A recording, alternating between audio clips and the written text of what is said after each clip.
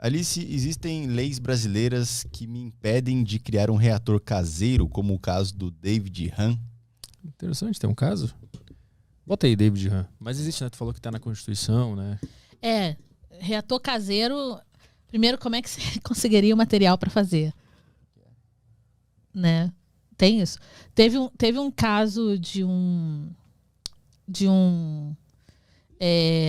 Taylor, o nome dele era Taylor alguma coisa, que ele criou um reator de fusão na casa dele, mas era aquilo, né? Produzia menos energia do que fazia, e não era um reator tipo tokamak, um negócio absurdo.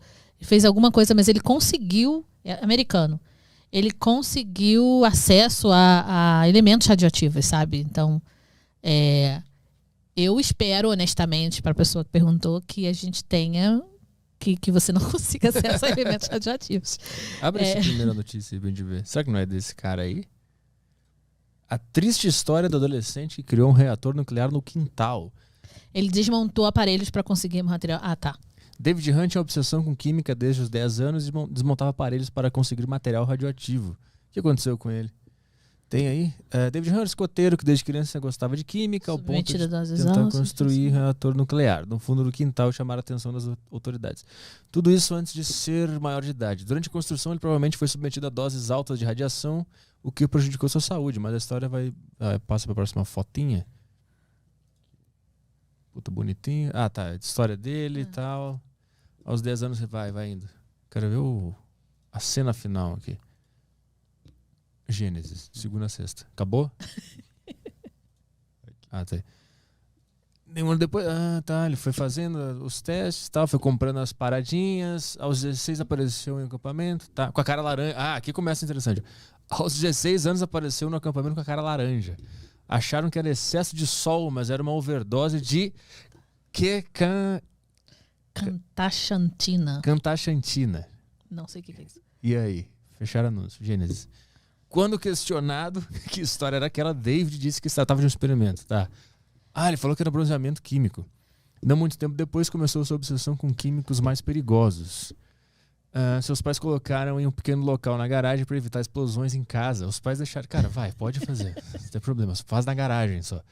Por esta época ele causou uma grande explosão que queimou seus braços por causa do fósforo isolado em uma garrafa. Caralho. Após essa explosão ele foi para um outro local no jardim da casa. O cara não desistia. Na casa da sua mãe materna, e foi ali que ele começou a criar um reator nuclear. Podcast que informa. Parte da escalada da periculosidade dos projetos David envolve negligência de seus pais, que acharam que ele não poderia se envolver com nada muito perigoso. O cara só explodiu 7 apartamentos. Mesmo com as explosões cada vez maiores e audíveis no local. Caralho, que interessante essa história. Aí boa parte do material radioativo ele coletou de objetos comuns, como lanternas de acampamento, aquecedores e detectores de fumaça. O que é isso aí? Até os ponteiros de relógios luminosos cheios de trítio. É verdade mesmo. Como é que acaba isso aqui? Eu tô... Aí ele começa a criar o reator. Tem informação interessante. Ele chegou a alguma capacidade que era proibida ali pelos países na foto anterior. Essa capacidade é perseguida por países que buscam criar uma bomba atômica. Então ele chegou em algum número lá que era o que os países queriam para criar uma bomba atômica, é isso? Vai indo.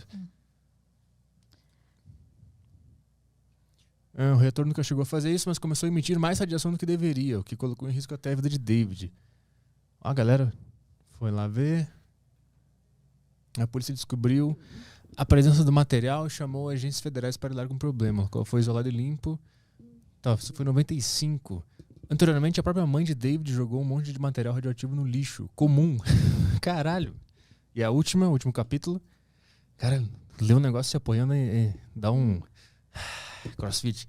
Após o incidente, o escândalo, David alistou na marinha e serviu primeiro em um navio.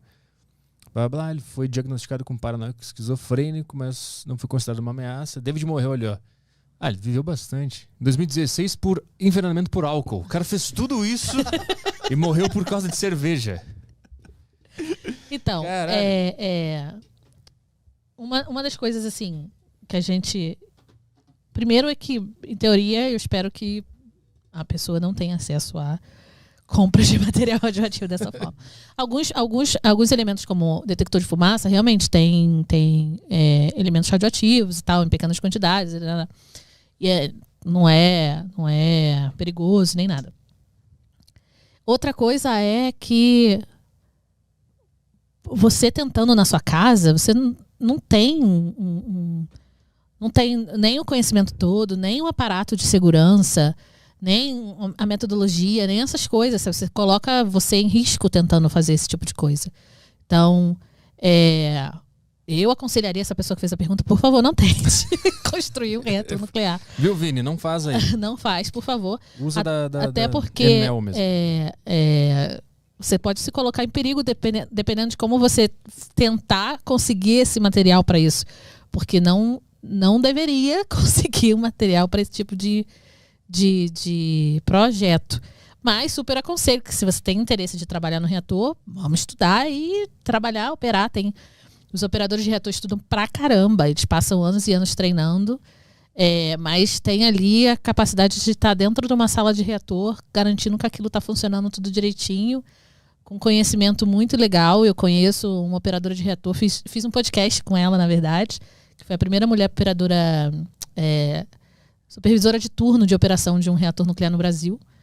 E vamos te aconselho a buscar esse outro caminho mais seguro.